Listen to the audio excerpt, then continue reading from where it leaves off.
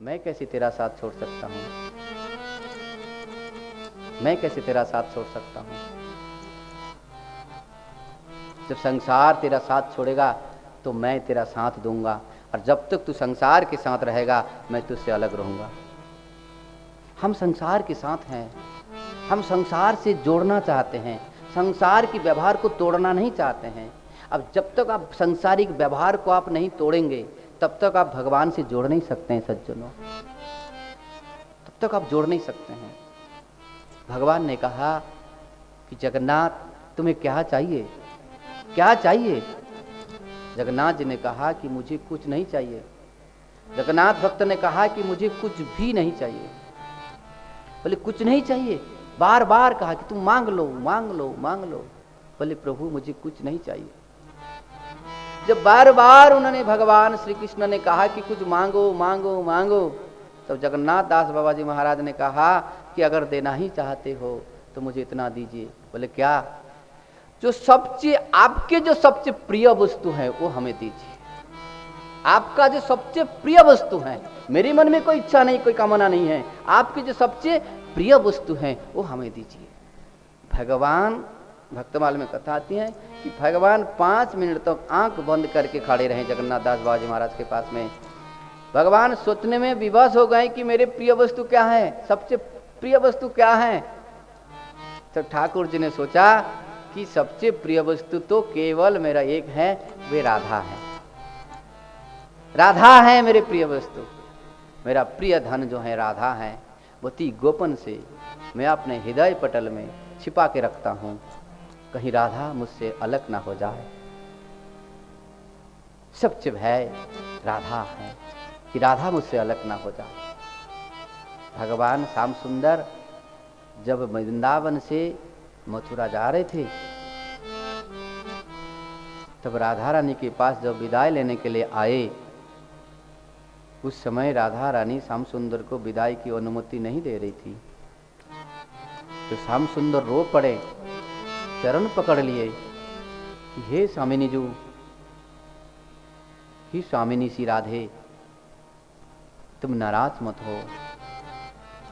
अगर तुम कदाचित नाराज हो गए, मेरे प्रति रुष्ट हो गए और तुम मथुरा जाने के मना कर दिया, रोक दिया, अगर मैं मथुरा चला जाऊं तो मैं धर्म की स्थापना करने के लिए जो आया, मैं पक पक में मेरा विघ्न आ जाएगा, बाधा विघ्न खड़े हो जाएंगे। इसीलिए मैं तुमसे निवेदन करता हूं कि तुम मेरे हृदय में निवास करो और मुझे सहायता करो, ताकि जो मैं धर्म की स्थापना करने के लिए आया, यह अवतार मेरा जो धर्म की स्थापना है, यह कार्य मैं संपूर्ण कर पाऊं, तो मुझे ये वचन दो। तब राधा रानी ने कहा, हे प्राणनाथ, मेरा जीवन मेरा समस्त कर्म आपके सुख के लिए समर्पित हैं। आप जैसे चाहो मैं आपके हृदय में विराजमान हूं, इसको गोपन करके रखना। तो भगवान श्री कृष्ण उस राधा धन को, परम राधा धन को अपने गोपन से गोपन करके रखते हैं। तो भगवान आज मन में सोच रहे थे कि मेरे प्रिय वस्तु में क्या है? ओहो, ये तो प्रिय वस्तु तो राधा है, मैं कैसे दूं इसको? अच्छा बाबा, तुमने मांगा, मैं देना भी नहीं चाहता हूं, परंतु तुमने निष्काम भाव से मुझे मांगा, वैसे मुझे देना ही तो पड़ेगा। मैंने वचन दिया, क्या मांगो, तुमने मांगा, उसे मुझे देना ही पड़ेगा। भगवान बोले तथास्तु, मैं तुमको देता हूं। क्या? मेरी जो अति गोपन प्रिय वस्तु हूं, मैं राधा के चरण में तुम्हें समर्पित करता हूं। अब यकीन मानेंगे, बाबा को श्री श्याम सुंदर ने सशरीर से, इस पार्थिव शरीर से, इस जड़ भौतिक शरीर से बाबा को जगन्नाथपुरी से बरसाना भेज दिया तुरंत। और बाबा जगन्नाथपुरी से सीधे वृंदावन आए, बरसाना आए।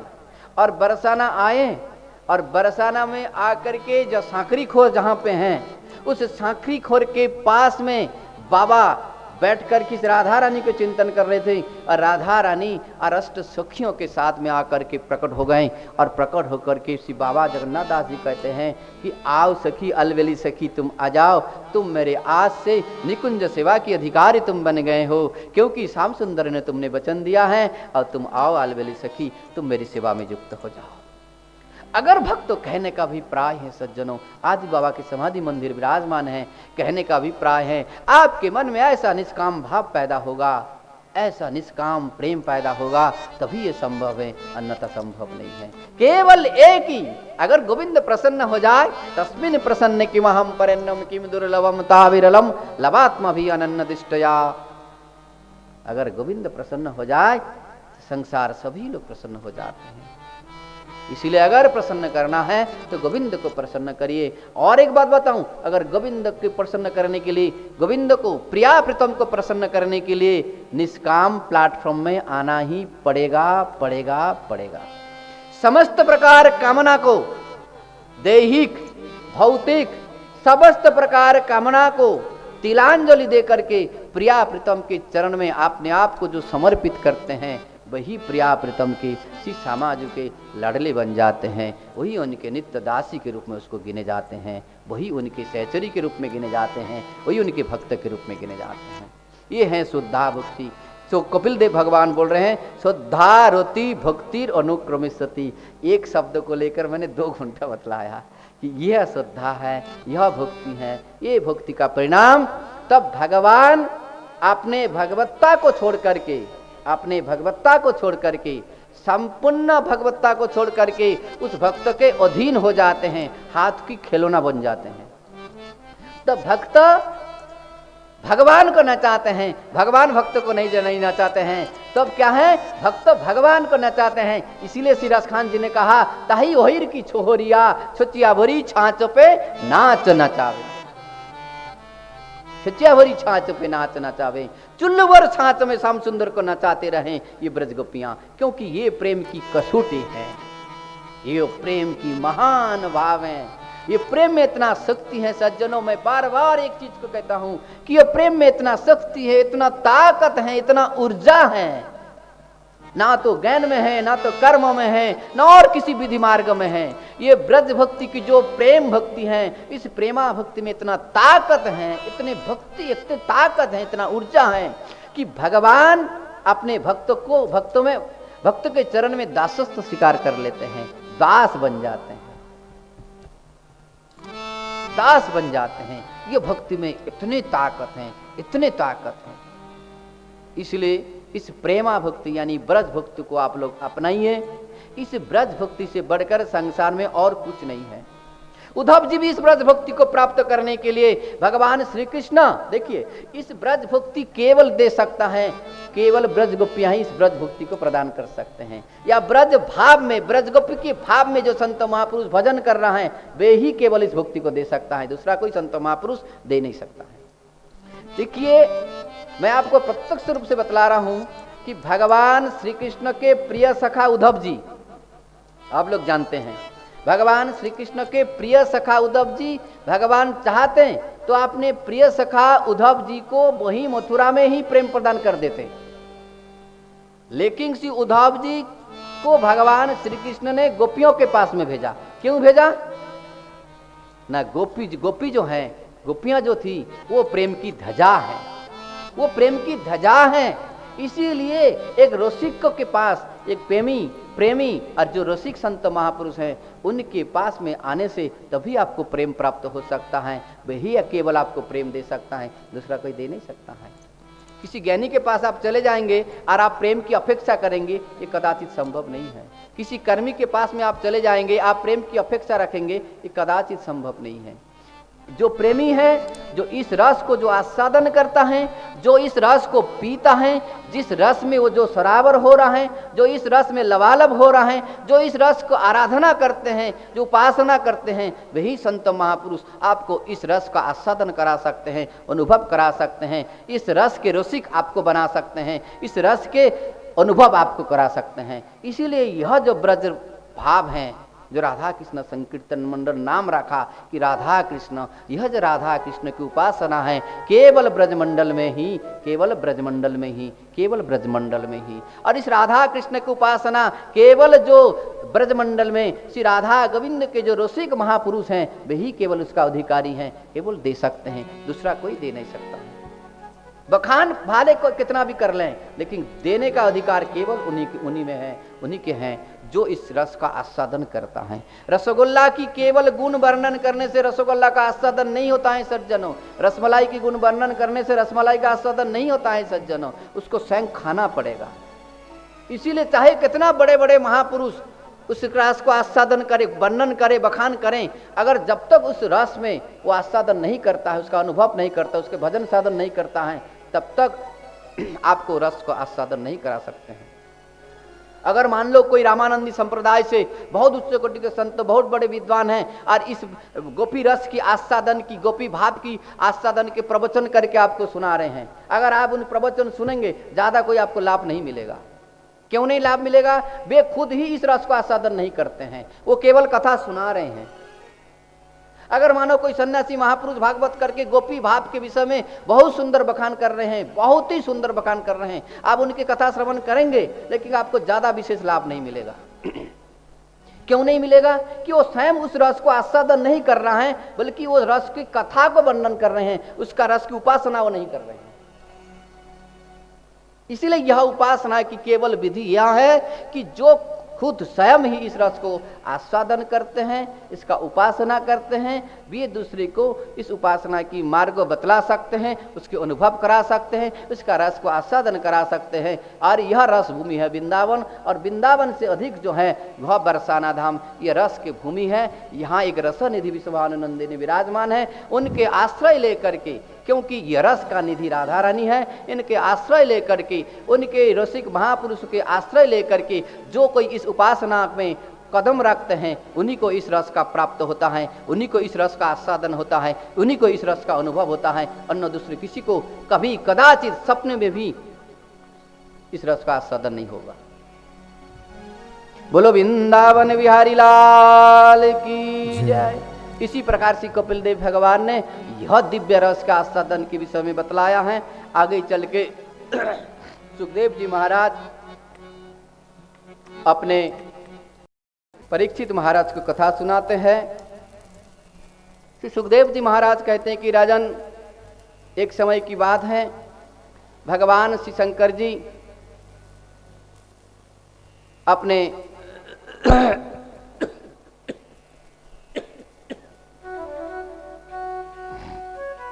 ससुराल गए और ससुराल में जाकर के श्री शंकर जी बैठे हुए थे। और उस समय प्रजापति जी बाद में पधारे, और जब प्रजापति जी आए तो समस्त देवता लोग खड़े हो गए और प्रजापति जी को स्वागत कर रहे थे, परंतु भगवान शंकर खड़े नहीं हुए। सो प्रजापति के मन में क्रोध आया कि देखो मेरे जमाई हो करके मैं ससुर आया सामने, और खड़े होकर प्रणाम करना तो बहुत दूर की बात है, खड़े होकर के खड़े भी नहीं हुए हैं, कुर्सी में बैठे रहे। सो मन में बहुत क्रोध आया, और क्रोध आकर के सबके सामने गिड़गिड़ाते हुए कहने लगे कि आज मैं सबके सामने यही डिक्लेयर करना चाहता हूँ, कभी मैं सभा बुलाऊंगा, उस सभा में शंकर को हम निमंत्रण नहीं देंगे। अब एक बात कहना चाहता हूँ, इस प्रसंग को आगे ज़्यादा नहीं हम छेड़ेंगे। आप शंकर को आप क्या मानते हैं?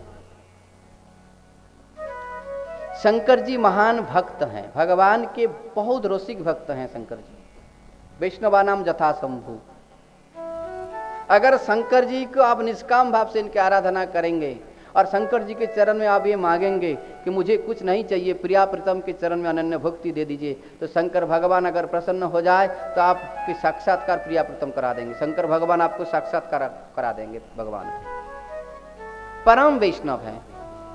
तो वैष्णव के अपमान हुआ और आए। फिर प्रजापति जी कुछ भी नहीं, दक्ष प्रजापति जी कुछ भी नहीं बोले। फिर उसके पश्चात शंकर जी आपने कैलाश में आए। कुछ दिन के पश्चात दक्ष प्रजापति ने अपनी सभा बुलाई। समस्त देवांगना देवता लोग आकाश मार्ग में विमान के ऊपर बैठ कर के जा रहे थे। श्री पार्वती जी कैलाश के पुष्प बगीचे में पुष्प चयन कर रही थी।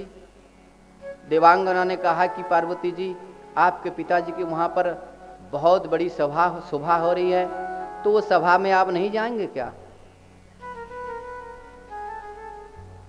लेकिन वास्तविक जो प्रजापति के घर में सभा हो रही थी, जो पार्वती जी को पता ही नहीं था। लेकिन पिताजी के घर में इस प्रकार उत्सव हो रहा है और अपने कन्या को पता नहीं है, इस बात किसी को पता चल जाए तो ये दुखद संवाद है। लोग क्या सोचेंगे कि अपने कन्या को भी पता नहीं है, शायद इन्होंने न्योता नहीं दिए। तो मन ही मन कहा हाँ हाँ ठीक है, आप लोग जाइए, मैं आ रही हूँ। सो पार्वती जी इस प्रकार पुष्प चयन करके आए और आकर के शंकर जी के चरण में प्रणाम की। बोले प्रभु, आपको पता है मेरे पिताजी के वहाँ पर बहुत अश्वमेध यज्ञ हो रहा है, आप नहीं जाएंगे क्या? भगवान शंकर जी ने मना कर दिया। बोले आप, मैं भी नहीं जाऊंगा, आप भी मत जाइएगा। बोले क्यों? बोले आपको पता नहीं है, पिछले बार मैं गया था और मुझे उन्होंने अपमान किया और सब देवता के सामने कहा कि अगली बार श्री शंकर को हम नहीं बुलाएंगे, इसलिए मैं आपको मना करता हूं, आप मत जाइएगा।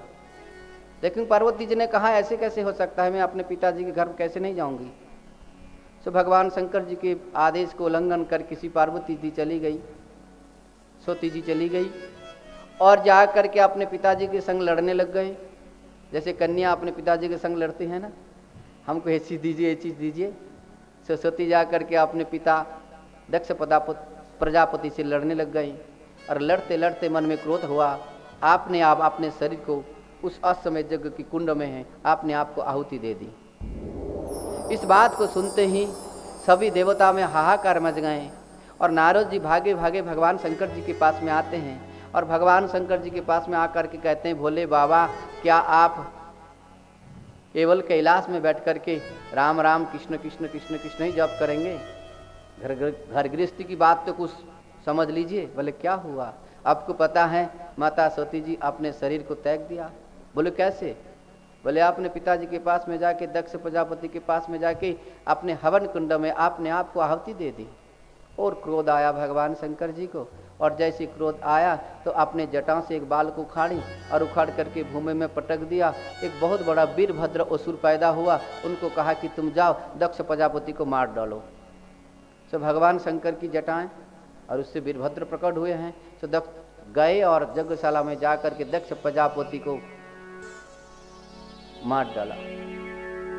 दक्ष प्रजापति को मार डाला, हाहाकार मच गए देवता लोगों में। सभी लोग दौड़ दौड़ के भगवान शंकर के पास में आए, त्राहि माम त्राहि माम त्राहि माम।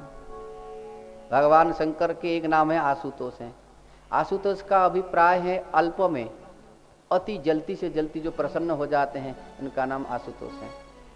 भगवान शंकर जी के लिंग में एक लोटा जल चढ़ा दीजिएगा, भगवान शंकर प्रसन्न हो जाते हैं। एक बेलपत्ता चढ़ा दीजिए, भगवान शंकर प्रसन्न हो जाते हैं। इनकी इसीलिए इनके एक नाम है आशुतोष। आशु माने अल्प, जो अल्प समय के व्यवधान में जो प्रसन्न हो जाते हैं, इनका नाम है आशुतोष। आशु अल्प में जो संतुष्ट हो जाता है, जो प्रसन्न हो जाता है, इसीलिए उनका एक नाम है आशुतोष। तो भगवान आशुतोष प्रसन्न हो गए और गए। फिर उन्होंने कहा कि जो दक्ष प्रजापति को जीवित कीजिए। दक्ष प्रजापति को कैसे जीवित किया जाए? तो बोले देखो, उत्तर दिशा में जो जंतु या इंसान कोई भी जीव सो रहे हो, उसके गले को काट करके, मस्तक को काट करके लेके इसे दक्ष प्रजापति के गले में लगा दो। एक हाथी सो रहा था, एक बकरा सो रहा था, उस बकरा के मस्तक को काट के लेके आया, दक्ष प्रजापति के गले में लगा दिए और दक्ष प्रजापति खड़े हो गए। लेकिन उसका मुखार बिंदु जो था, मुख जो था, वो बकरा का मुख था। मैं करने लगे। भगवान शंकर ने कहा बहुत हो गया तेरा मैं, अब मैं छोड़ दे, मैं करना अब छोड़ दे। दक्ष प्रजापति अपने जमाई भगवान शंकर के चरण में क्षमा भिक्षा मांगे। वास्तविक शंकर जी इतने आशुतोष हैं, इतना प्रसन्न हो जाते, जल्दी से जल्दी प्रसन्न हो जाते हैं। महाराष्ट्र की कथा है, भक्तवाल में कथा आती कि एक बड़ा चोर था, बहुत बड़ा चोर था। चोरों में कई कैटेगरी होती है। जैसे छोटे मोटे, जैसे घर में कोई छोटा मोटा चीज़ चुरा लेते हैं, वो चोर भी है। लेकिन जब बड़े बड़े चोर होते हैं ना, तो चोर में कई कैटेगरी होते हैं। तो घर घर में जाके चोरी करते थे। अब चोरी करते थे तो किसी ने कहा कि भैया तुम रोज रोज चोरी करते हो, कितना मिलता है तुम्हें? बोले 2-4 हज़ार रुपया मिल जाता है। उस समय की बात है, 2-4 हज़ार रुपये वो माने रखता था। बोले भैया 2-4 हज़ार रुपया रोज़ रोज़ आप करते हो, एक काम करो, शंकर जी का एक मंदिर है, उसमें सोने की लोटा लटक रहे हैं, जाओ। तो उस सोने की लोटा में वहाँ पे मंदिर है और रात में कोई नहीं रहता नहीं है, ताला लगा रहता है, आप चले जाना और सोने की लोटा को आप पकड़ के ले आना, निकाल के ले आना, उसको बेच देना, बहुत पैसा तुम्हें मिल जाएगा। फिर घर घर में जा करके 2,000 रुपये चोरी करके क्या फ़ायदा है। वे बंदा आया, चोर आया और अपने ताला तोड़ करके शंकर जी के मंदिर में प्रवेश किया। जो शंकर जी के मंदिर के ऊपर में चेन में लटक रहे थे, जो एक सोने की लोटा है, बहुत बड़े सोने की लोटा है, वो लटक रहे थे। तो उन्होंने सोचा, हाथ लगाया, हाथ उठाया, लेकिन उसके हाथ में नहीं आया। तब मन में सोचा क्या करूँ, हाँ यहाँ कोई चौकी फोकी भी कुछ है नहीं, सीढ़ी भी है नहीं कि जो चढ़ करके हम उसको लोटा को तोड़ ले, लोटा को निकाल लें, है ना। तो सो महाराज उन्होंने मन में सोचा, लेकिन लिंग भगवान शंकर जी की जो लिंग थी तो बड़ी लिंग थी, बड़ी लिंग की ऊंचाई जो बड़ी, बहुत बड़ी लिंग थी और लिंग बड़ी थी। उस लिंग के ऊपर खड़े हो गए और लिंग के ऊपर खड़े होकर महाराज एक हाथ में वो जो दोनों हाथ से उस चेन को पकड़ लिया और उस लोटा को निकालने जा रहे थे और निकल के जैसे उतरने वाला था सो भगवान शंकर प्रकट हो गए।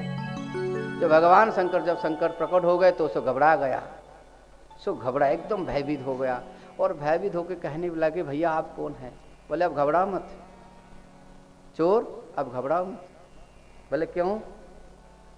बोले देखो संसार के लोग श्रावण की महीना में एक लट्टा जल लेके आता है और 3 बेलपत्ता लेके आता है, मेरे ऊपर चढ़ा के चला जाता है।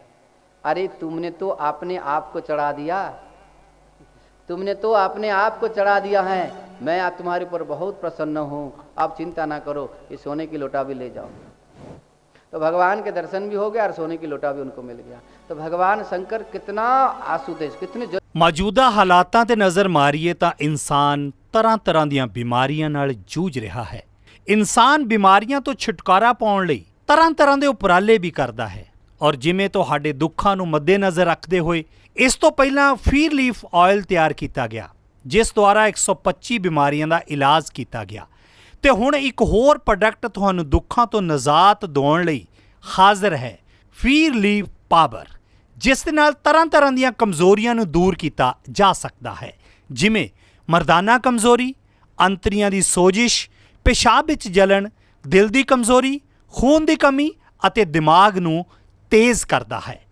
ਅਲੱਗ-ਅਲੱਗ ਲੈਬੋਰਟਰੀਆਂ ਤੋਂ ਆਯੁਰਵੈਦਿਕ ਮਾਹਰਾਂ ਦੁਆਰਾ ਟੈਸਟ ਹੋ ਕੇ ਆਪ ਸਭ ਦੇ ਰੂਬਰੂ ਹੈ ਔਰ ਜਿਸ ਦੇ ਵਿੱਚ ਕਈ ਤਰ੍ਹਾਂ ਦੀਆਂ ਆਯੁਰਵੈਦਿਕ ਜੜੀਆਂ ਬੂਟੀਆਂ ਅਤੇ ਕਈ ਤਰ੍ਹਾਂ ਦੇ ਭਸਮ ਮਿਲਾ ਕੇ ਤਿਆਰ ਕੀਤਾ ਗਿਆ ਹੈ। ਉਹ ਨੌਜਵਾਨਾਂ ਲਈ ਬੜਾ ਵਰਦਾਨ ਸਿੱਧ ਹੋ ਰਿਹਾ ਹੈ। ਜੋ ਨੌਜਵਾਨ ਮਰਦਾਨਾ ਕਮਜ਼ੋਰੀ ਨਾਲ ਜੂਝ ਰਹੇ ਨੇ, ਉਹ ਹੁਣ ਫੀਰ ਲੀਫ ਪਾਵਰ ਦਾ ਇਸਤੇਮਾਲ ਕਰਨ ਤੋਂ ਬਾਅਦ ਦੁਬਾਰਾ ਖੋਈ ਹੋਈ ਮਰਦਾਨਾ ਤਾਕਤ ਨੂੰ ਹਾਸਲ ਕਰ ਸਕਦੇ ਨੇ। ਇਹ ਮੈਡੀਸਨ 100% ਆਯੁਰਵੈਦਿਕ ਹੈ, ਇਸ ਦਾ ਕੋਈ ਵੀ ਸਾਈਡ ਇਫੈਕਟ ਨਹੀਂ ਹੈ। ਤੁਸੀਂ ਵਧੇਰੇ ਜਾਣਕਾਰੀ ਲਈ ਸੰਪਰਕ ਕਰ ਸਕਦੇ ਹੋ 94 784 84 087।